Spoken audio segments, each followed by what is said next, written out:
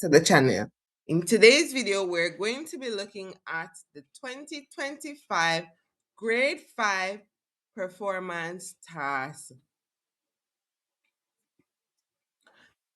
Looking at the mathematics paper today, we're completing part 1 and 2.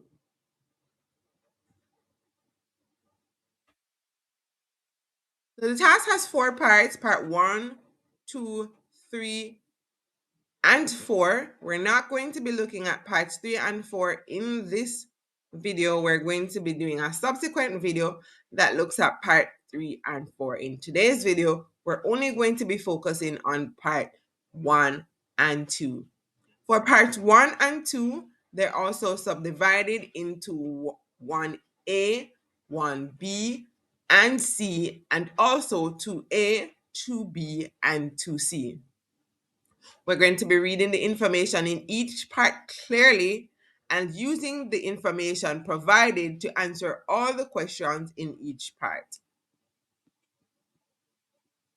Let's look at the introduction to the task. The parking lot.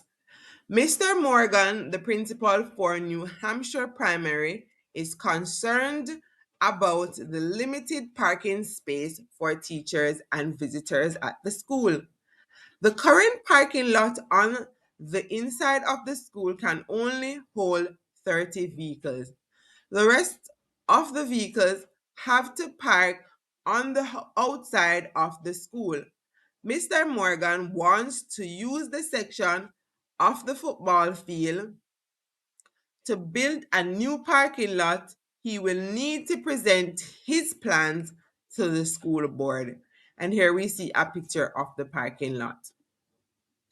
Help Mr. Morgan to determine the total number of vehicles that are parked at school each day. Select the parking design that works best for the new parking lot. Calculate the area for the new parking lot. Calculate the number of concrete slabs for the new parking lot and make a conclusion about the new parking lot. Part 1. Number of vehicles. New Hampshire Primary has visitors at the school daily. On average, about 20 vehicles have to park on the outside of the school. The pictograph below shows the total number of vehicles parked inside and outside of the school each day in a given week. The image of the car represents 10 vehicles. Here we have the pictograph showing the number of vehicles parked at the school each day. We have the days of the week and the number of vehicles. In the instruction, it says that one of the car represents 10 vehicles. So if we have 1, 2, 3, 4, 5, 6 cars, we need to multiply the 6 cars by 10, and that will give us 60 cars. Likewise, 5 cars on Tuesday, 5 times 10 will give us 50 cars. On Wednesday, we have 4 cars, and that would be 40 vehicles. On Thursday, we have 3 cars, and that will give us 30 vehicles. And on Friday, we have 5 cars, and that will give us 50 vehicles. Now, I went ahead and I quickly identified the number of vehicles on the pictograph. This will help me to get a jump start on answering the questions because many of the questions will relate to the number of vehicles. And here's the key also confirming that one of the car represents 10 vehicles. Now let's move on to answer the question. Question 1. Table 1 shows the total number of vehicles parked at the school inside and outside each day in a given week. Complete Table 1 using the pictograph on page 4, Table 1. Now here's Table 1, and as I mentioned earlier, these information will be placed or based on the information placed in the picture graph. So therefore, by completing the picture graph or identifying the number of vehicles in the picture graph, we have already identified the answers that we need to complete the table. So here's the days of the week, and I'm just basically taking the information that I had before in the picture graph and placing in the table. So Monday and Wednesday and Friday was done for us, so we can quickly just look back at the picture graph and see that for Tuesday there were 50 cars or 50 vehicles, and then we can place that in the table. And also for Thursday there were 30 vehicles, so we'll place that in the table. I hope you're all following. So now let's look at 1B. On which day is the least number of vehicles parked at the school? We're going to be writing the day in the space provided. From the table above, we can identify that Thursday has the least number of vehicles parked at the school because Thursday has 30 vehicles. Now let's move on to 1C. Which day has 10 vehicles more than the number of vehicles on Tuesday? Put a tick in the box beside the day you have selected. Now, when we go back to the table, we will see that on Monday there were 60 vehicles, and on Tuesday there were 50 vehicles. It says which day had 10 vehicles more than the number of vehicles on Tuesdays, and 60 is 10 more than 50. So we will tick Monday because Monday has 10 more vehicles than the number of vehicles on Tuesday. And we can see that Monday is ticked in the box, indicating the answer. Now let's move on to part 2, parking lot design. Question 2. Mr. Morgan wants to use a section of the football field to create a new parking lot. After doing some research, Mr. Morgan found two designs that could be used for the new parking lot. Design 1. Design 1 has slant parking. The lines of each parking space in the parking lot form an angle of 60 degrees labeled M, with the border labeled B. And we can see here in the diagram. I have some notations on the diagram because I was working with this with my private students.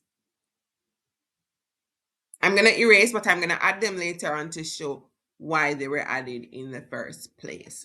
All right, here we're seeing the diagram of the parking lot, and we can identify all the angles of 60 degrees labeled as M. And here we're seeing the partition between the two spaces in the parking lot labeled as B, which is the border. Now let's move on to 2A. For the parts labeled M and B in design 1, select the best word which describes each part. Put a tick in the box to show your selection. When we look at M, we can identify the options are an acute angle, right angle, and obtuse angle. We can identify that M is an acute angle because acute angles are greater than 0 but less than 90. And here our angle is 60 degrees, and therefore it is less than a 90-degree angle, and therefore it's an acute angle. However, let's confirm that it's not a right angle. or an obtuse angle. The characteristics of a right angle is that it must be 90 degrees. And we can see clearly that this angle is not 90 degrees, hence it is not a right angle. For an obtuse angle, the characteristic is that it should be less than 180 degrees but greater than 90 degrees. And this angle is neither of those, therefore it is not an obtuse angle. Now let's look at the B, the section labeled B is a horizontal line, because if we look at the line, it is not vertical because it would be standing upright. It is from the, let's use direction from the east to the west, and therefore it would be a flat laying line, and that would be a horizontal line. It is not a perpendicular line because it does not meet at a right angle. Neither is a parallel line because they're not two lines that are running in the same direction, and therefore the correct answer would be horizontal line.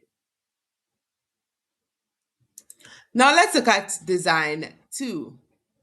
Design 2 has straight parking. The lines of each parking space in the new parking lot forms an angle of 90 degrees labeled N with the border labeled B. There are also some other parts labeled N, Q, and R in design 2. And we're going to select the best word which describe each part by putting a tick in the box to show our selection. The angle labeled N, based on our discussion in the earlier question, would be a right angle because it measures 90 degrees. For the lines labeled Q and R, these lines would be considered as parallel lines because, let's look at the diagram, lines Q and R are facing each other and are running in the same direction. Hence, they are parallel lines. The only line that was not discussed earlier, which are intersecting lines, these lines would have to go through each other to make something that looks like an X, and we're not seeing that in the diagram. Therefore, it's not an intersecting line. I hope you are all still following. Give the video a thumbs up if you like this content and would want to see us reviewing more past papers before the time of past papers, because we usually do this in January, the January term, but I'm giving students a head start because the materials are there and we have a lot of practice to cover before our examinations. So now let's move on to 2C. This is our concluding question for part 2, which asks us which design would use up the space better for the new parking lot. Put a tick in the box beside the design you have selected. Now, based on what we identified and saw in the diagram, we can say that design 2 would be a better design. And now let's go back to the initial annotations that I had on diagram 1. For design 1, I was identifying that these are gaps. These are spaces that are going to be left in the parking lot if a slanted design is used. Now, when we go to design 2, which are the straight lines, we can see that there are no gaps in the side of the parking lot. Hence, the space is used to its maximum capacity. In other words, design 2 maximizes the space in the parking lot, reducing gaps, and therefore design 2 would be a better design. So there ends part 1 and part 2 of this grade 5 mathematics performance task video. In our next video, we're going to be looking at parts 3 and 4. You don't want to miss that video because that will give you a full understanding of the entire 2025 paper. Again, remember to like the video, share it with your fellow students who are also sitting the PEP examination in 2026, and stay tuned to the channel to see the other papers that are going to be reviewed in the grade 5 category from language arts, science, and social studies. And grade 6 students, you know I have you covered. We're going to be looking at the ability test, the performance test, and the 2025 curriculum-based test in short order. Grade 4, I have not forgotten you. We're going to be looking at the grade 4 mathematics and language arts performance task, which I have all the copies of for 2025. You do not want to move a muscle from this channel. Until next time, students, I'll see you in our next video.